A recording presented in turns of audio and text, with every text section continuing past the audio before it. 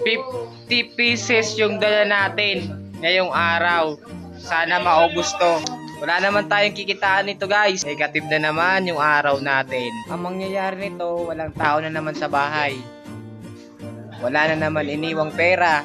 Ganun palagi yung cycle ng buhay namin dito. Ako si Bano. Pero hindi ako Bano sa totoong buhay. Panahon. Panahon yung pag-uusapan natin ngayon. Mga panahon na wala pa ako noon. Mga panahon na wala pang obligasyon. Panahon na marami nang nagbago. Sisimulan ko to nung bata pa ako. Yung palaging masasaya lang yung ginagawa. First drop. Okay, goods. Receive. Sobrang init ng panahon. Pangalawang drop off natin. Positive. Simula pa talaga ng bata ko. Wala pa ako nun pakialam sa mundo. Ang tanging alam ko lang, uuwi sa bahay kung anong ulam. Pagkatapos nun, maglalayas na naman. Dalawang parcel. Wala pa tayong pindi. Minsan naisip ko, nasulit ko na talaga yung kabataan ko. Roxanne, pang-apat na deliver natin ngayon na receive. Nauuso palagi nun yung patintero. Tapos tagu-taguan. Hindi tulad ngayon, tagu-taguan na ng feelings. Tapos ikaw na yung pinaglalaroan. At dati naglalakad lang kami. Ngayon madami ng sasakyan. Ako, may isa na tayong pending. Mahirap to. Isang pending natin ngayon.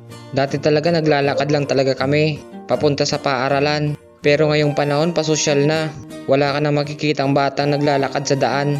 Hindi man lang nga kami mahatid ng magulang namin sa paaralan. Tanging pagsisikap yung palagi kong natatandaan. Wala din akong maayos na kasuotan. At ngayon ko na naiintindihan. Isang customer ko dito,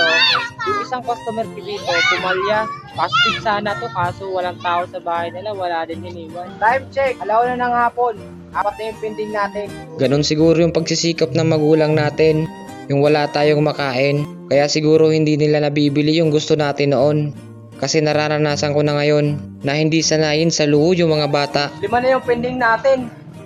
Dumadami na yung pending natin ngayon. Hindi ko matawagan yung mga number. May mga customer ako ngayon na hindi ko kilala. Hindi ko rin matawagan yung mga number nila.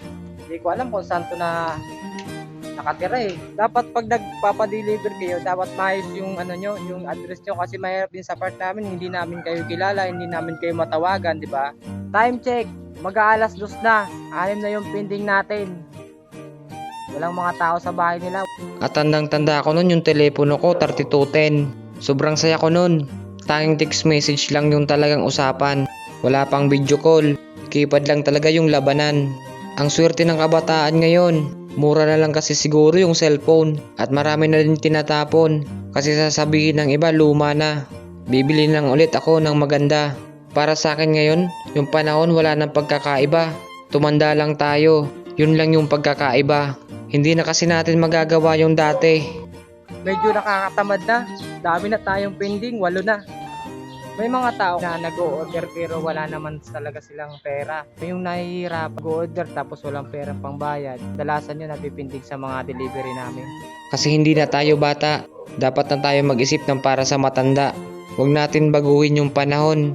Kung ano tayo ngayon, balikan pa rin natin. Ayun, nandito tayo ngayon sa Zona 3. Magpapa-shoutout daw.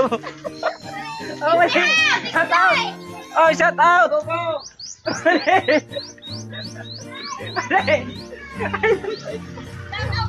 Oh, hey, shout out yo.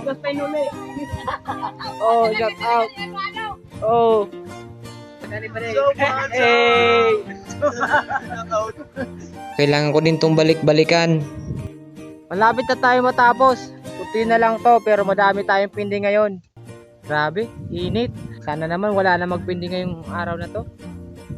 Alas 3 na pala ng hapon. At yun, palubog na naman ang araw. Bukas ulit. Paalam!